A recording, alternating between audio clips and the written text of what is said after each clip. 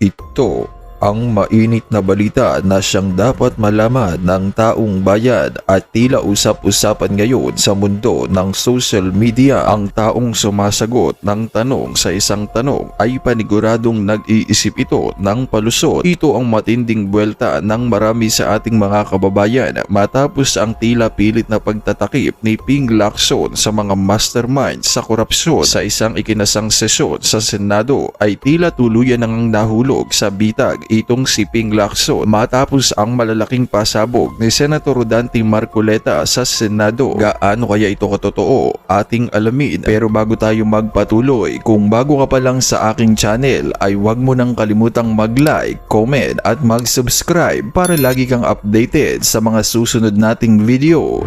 Sa mga nagdaang buwan ay talagang naging mainit ang bangayan sa isa't isa ditong si Ping Lacson at Senator Marcoleta dahil itong matapang na senador na si Rodante Marcoleta ay palaging kino-call out si Lacson dahil sa umano'y kakupada nito sa pag-iimbestiga patungkol sa controversial na flood control scandal ng pamahalaan at tila napapaghalataan na rin umano ng taong bayan ang di umano'y ginagawa nitong pag-cover up sa mga opisyal na nasasangkot sa isyu ng korupsyon, kung saan ay madalas itong nagpapa-interview at doon sa media idinidiscredit at ika-character assassinate ang mga testigong lumantad para raw umano ibulgar ang katotohanan patungkol sa korupsyon. Hindi rin nakaligtas ang magaling na senador na si Rodante Marcoleta na walang ibang hinangad kundi maresolba at mabigyan ng hustisya ang nakawan sa gobyerno dahil mag-iisang taon na nga halos nang lumutang ang issue at marami na ring lumantad patungkol dito, ngunit magpasa hanggang ngayon ay wala pa ring nakukulong na malalaking isda mula gobyerno at magpasa hanggang ngayon ay wala pa ring naihaharap at napaparusahan sa batas. Halimbawa na lang dito ang 18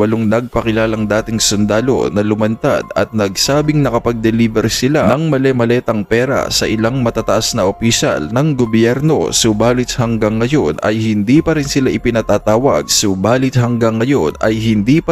ipinapatawag sa pagdinig. Kaya naman tila dinurog at nahulog nga sa bitag itong si Ping Lacson sa naging pasabog ni Senator Rodante Marcoleta sa ikinasang sesyon sa Senado. Kaya naman tila dinurog at nahulog nga sa bitag itong si Ping Lacson sa naging pasabog ni Senator Rodante Marcoleta sa ikinasang sesyon sa Senado. At narito, panoorin natin ang full video.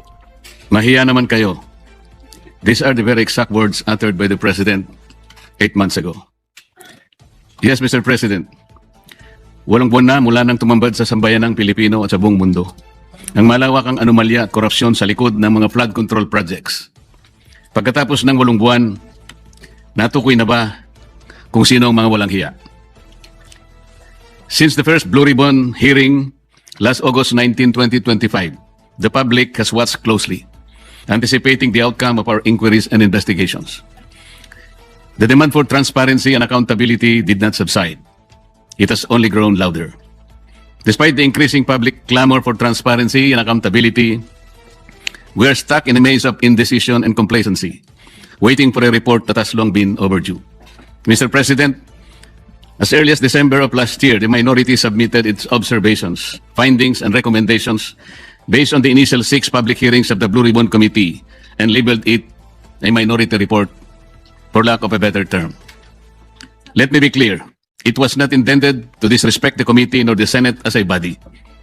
Fully aware of the hearings on the flood control anomalies that had not concluded, and in the absence of a committee report, the public has long been waiting. The report was not filed with the Bills and Index, but coursed through the office of the Senate President, hoping for proper disposition. The minority report was initiated out of our solemn duty to the Filipino people who are eagerly awaiting and demanding for the Senate's decisive action on the nationwide flood control scandal. Our intention was clear from the outset: to uncover the truth, hold people accountable, and propose legislative measures that will finally dismantle the deeply entrenched corruption that characterize our infrastructure projects. Ladies and gentlemen of this chamber, the people have waited long enough. It has been 7 months since the first Blue Ribbon hearing. For far too long, the public have been agitated, disgusted, and tormented by the thought that more than 1 trillion pesos have been openly looted from the National Treasury. Yet to this day, no one has been held accountable except for the small fry. In several instances and interviews, the chairman of the Blue Ribbon Committee has said that a partial committee report is to be released. Last November 24, 2025, the chair stated in an interview, and I quote, "Magsasubmit kami ng partial committee report based on info so far gathered during the previous hearing." Natapos ang Disyembre 2025, walang report. Then on January 14, 2026, during the kaapihan sa Senado, another statement was made that the report was still being drafted by his staff, even chiding them for being inept. Are we supposed to depend solely on the capacity and perhaps the willingness of our staff to produce a report that the Filipino people have been waiting for? A report that is not merely a formality but a duty we owe to the public we serve. It was out of exasperation that on January 20, 2026, we took it upon ourselves to formally release the minority report in a press conference to prevent the findings of our inquiry from being stalled while the public continues to wait for answers. Yet again, on January 26, 2026, the chairman once again said that BRC's partial committee report was almost finished. Mr. President, the minority report was not done half-heartedly, nor was it done out of disregard for this institution. It was done because the Filipino people have been waiting for this chamber to tell them what has been found. The submission of a minority report therefore served a simple yet necessary and urgent purpose, to let our people know that something has been done, at least from our side. Sadly, after the minority's press conference, said report was vilified without even the courtesy of reading it. The BRC chairman was even blunt when he said that the place for the minority report is the trash bin. Sa basurahan, a submission anchored in the same hearings, 3 of which he actually presided, the same resource persons, and the same affidavits. Masasabi ba niyang pangbasura lang din ang lahat ng iyon? Kung itatapon sa basurahan ang ulat na ito, hindi ba't para na rin nating itinapon ang lahat ng ebidensya kasama na ang 2 privilege speeches niya na ginamit sa minority report? With due respect, the Senate was never meant to be a place where inconvenient findings are thrown into the trash bin just because they challenge the preferred narrative. The minority report exposes how cost and effective blood control projects stem from systemic corruption embedded in the country's infrastructure planning, budgeting, and implementation processes. It unraveled a corrupt monitoring and quality control system that gave way to a normalized system of kickbacks, rigged bidding, and budget insertions involving lawmakers, DPWH officials, and favored contractors, even as it recommended comprehensive reforms through proposed measures to address the issues across all stages of project implementation. Finally, the minority report raised serious concerns about veering away from the initial course of investigation, from pursuing major perpetrators to selective summoning of witnesses, intimidation or discrediting of whistleblowers, and the failure to summon key political figures. This shift will undermine public trust and weaken the truth-seeking function of the Blue Ribbon Committee. As we have witnessed, after the testimony of ex-Marine Sergeant Orly Gutesa, there has been a month-long halt in the investigation, giving the persons mentioned by him, John Paul Estrada and Mark Tiksay, to flee the country to parts unknown. The resignation of BRC chairman that followed already changed the narrative. Gutesa, the only witness who connected the money trail from Saldico to Martin Romualdez, was painted to have faked his notarized sworn statement. Siya pa ang tinakot kasuhan ng falsification of public documents at perjury. To rectify this, Mr. President, I just filed a disbarment complaint against Attorney Espera and administrative complaint against Executive Judge Season of Manila RTC. Meanwhile, on February 11, 2026, my office received what appears to be a draft report from the Blue Ribbon Committee, which can only assume to have originated either from the chairman's office or from the Blue Ribbon Committee which he chairs. What was transmitted to us, Mr. President, was a link to a PDF document bearing a watermark OS Marcoleta across each and every page. Yet the said partial report does not bear the signature of the chairman, a formality ordinarily expected of any report issued by a committee, particularly from the Blue Ribbon Committee. Given the circumstances, the status of the Blue Ribbon partial report is unclear, and it could easily be disowned or disavowed at a later time. In light of this, Mr. President, guidance is respectfully sought on how such a document should be properly regarded by this body. The same people were hell-bent on criticizing the manner by which the minority report was submitted. Yet they have no qualm circulating a supposed committee report in a manner that lacks even the most basic formalities expected of an official document of this institution. Maybe because of the following observed weaknesses. In the BRC chairman's interview with Dos por Dos on DZRH as early as July 31, 2025, he alleged that there are at least 60 sitting congressmen who also acted as contractors of infrastructure projects in their own districts. In a press conference and in a press release dated August 10, 2025, posted on the Senate website, the BRC chairman disclosed that House members called him and that he had a list of 67 congressmen who were contractors. Yet he did not summon them to any BRC hearing. Why did he not name them, to be fair to the rest of the members of the House of Representatives?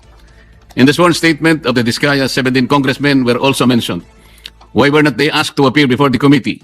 On the other hand, the statements of former Yusek Bernardo and his cohorts Alcantara and Hernandez, who named certain senators upon the intercession of the Department of Justice, were readily heralded as gospel truth. The chairman of the BRC has also named at least 11 contractors in his first and second privilege speeches, whom he crucified to be involved in the flood control mess. Bakit hindi na sila ipinatawag? Bakit iilan lang mula sa 11 kontratistang kanyang tinukoy ang aktual na humarap sa pagdinig? Bakit namimili? Ano ang ibig sabihin nito?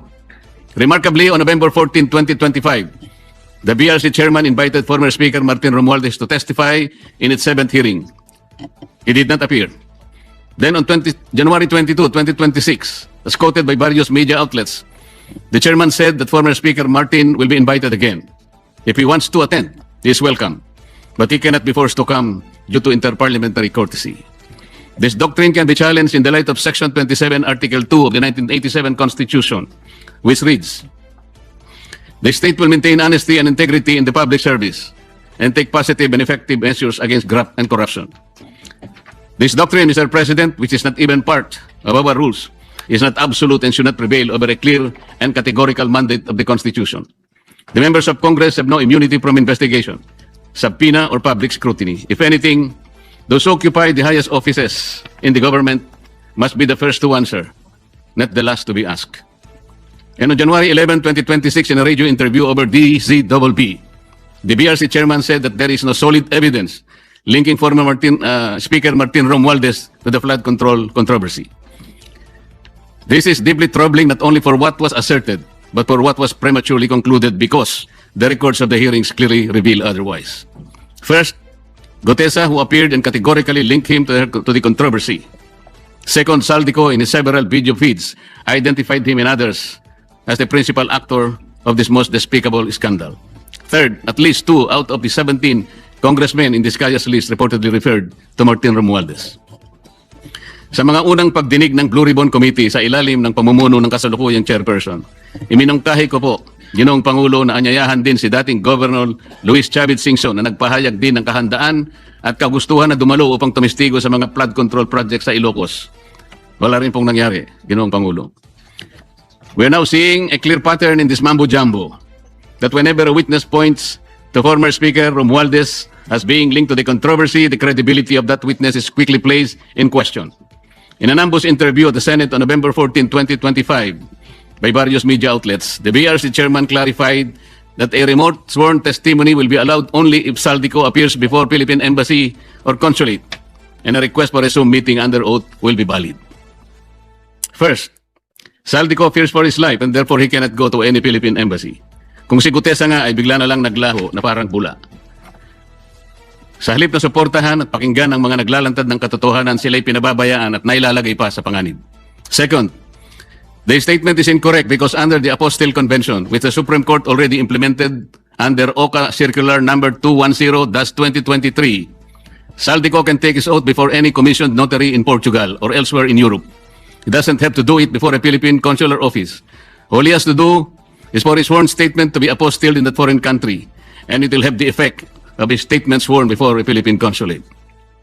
In the 8th hearing on January 19, 2026, the BRC chairman stated, "Let me emphasize the point, or one point. We always go wherever or where the evidence leads us. We do not target any particular person, nor do we have the intention to cover up for anybody."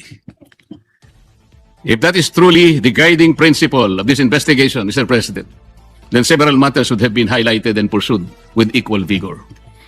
For instance, on November 18, 2025, he made a revelation during the plenary debates of the 2026 budget on general principles in the presence of DBCC officials. Sinabi niya na base sa usapan nila ni Yusek Bernardo, may mga taong nagne-name drop sa Pangulo, tulad ni na Yusek Adrian Bersamin at Yusek Trajib Olaybar, na nagutos kay Saldico na ipasok sa BICAM yung insertions ng 100 billion. Panoorin po natin ang video, Mr. President.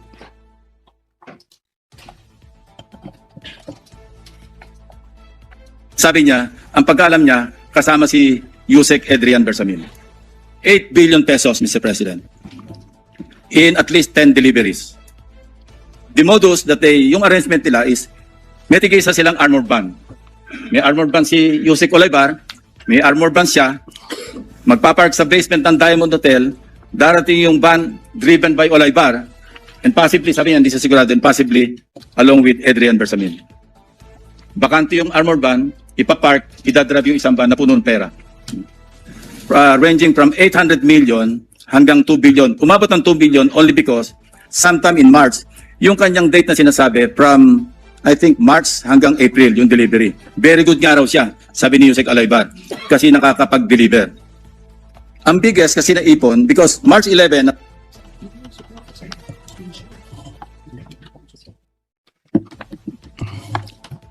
Ngunit kailanman na hindi po naimbitahan si Yusek Adrian Bersamin upang harapin at linawin ang akusasyong ito na mismong chairman pa ang nagsiwalat sa plenaryo.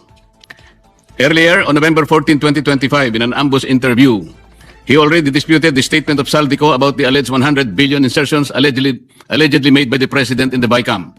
Ang malinaw rito, Mr. President, ay magkakaibang pahayag at pagkakaunawa sa parehong issue. Isang senyales ng kontradiksyon na posibleng pagmamanipula na dapat sana'y malinaw at tapat sa publiko. This becomes particularly concerning in light of the second supplemental affidavit of former DPWH Undersecretary Roberto Bernardo dated November 10, 2025, where he disclosed that he handled 5 billion worth of projects for former DPWH Secretary Manuel Bunoan each year from 2023, 24 to 25, with kickbacks of 15% therefrom. From this kickback, 75% will be shared by Bunoan and Cabral. The 25% goes to Bernardo. Pinayagan din ng chairman ng BRC ang pakikialam ng DOJ sa mga pagdinig, lalo na sa pagpili ng mga gagawing testigo sa ilalim ng Witness Protection Program. Ito ay sa pamamagitan ng sapilitang pagre-require ng restitution na hindi naman hinihingi ng batas. Hindi rin po binigyan ng pansin ang mga naging kaganapan sa number 30 Tamarind Street, South Forbes, na binigyang diin ni Saldico sa isa sa marami niyang video revelations. Sinabi ni Saldico na nag-deliver siya ng 1 billion sa lugar na yon, 200 million noong December 2, 2025 at 800 million noong December 5, 2025. Ayon po kay Saldico, ang paghatid ng 200 million ay ginamitan ng isang Grandia Elite. Yun namang 800 million ay ginamitan ng dalawang Grandia Elite. Ang mga ito ay tinanggap di umano ni Yusek Jojo Cadiz sakay ng kanyang Toyota Fortuner kasama ang kanyang driver. Ang mga perang ito ay inihatid daw sa bahay ng Pangulo sa Naray Street gamit ang mga nabanggit na mga sasakyan. Ang dami pong dapat inimbitahan upang linawin at maimbestigahan ang bagay na ito. Sa Yusek Jojo Cadiz at ang kanyang driver, ang mga opisyalis ng korporasyon na may-ari raw ng bahay, si Nelson Go na dami raw ni Martin Romualdez sa nasabing korporasyon, ang security agency na bantay sa nasabing lugar upang makuha ang logbook ng pagpasok at paglabas ng mga sasakyan noong December 2 at December 5, 2025, o kaya ang CCTV footages para makilalang ganap ang mga sasakyan at drivers na may dala ng mga sasakyan at sa pagitan ng alas 9 hanggang alas 10 ng umaga. Sa halip, ang tinawag po ay dalawang babae na nagtakipan ng muka at hindi nagbigay ng sworn statement sa mga miyembro ng BRC. At nung tanungin ko sila, napansin naman po ninyo, Ginoong Pangulo, ang chairman pa ang sumasagot. Given the seriousness of these allegations, one cannot help but ask, why has Yusek Cadiz not yet been invited to testify before the BRC? The public deserves answers, but some key witnesses remain uninvited. In the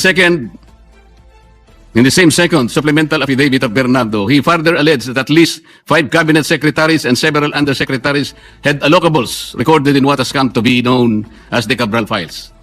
On December 27, 2025, in a radio interview over DWIC, the BRC chairman echoed Bernardo's statement. At least 5 cabinet secretaries and some undersecretaries had allocables amounting to billions in the controversial 2025 budget. But the only names revealed were former DPWH Secretary Manuel Bonoan and former Executive Secretary Lucas Bersamin. Who are these other unnamed secretaries? And were they the same secretaries referred to by Bernardo in his second supplemental affidavit? We may never know because they were never invited in any of the proceedings, despite the chairman's apparent knowledge of who they were. So one cannot help but wonder if the chairman himself knew about their identities and their involvement in this whole mess. Why were they not summoned in the succeeding Senate investigations? Why were certain individuals being shielded from scrutiny? Is there someone up there who would have been implicated or whose name would have been inevitably exposed had they been made to appear before the Senate? Mr. President, the matter does not end here.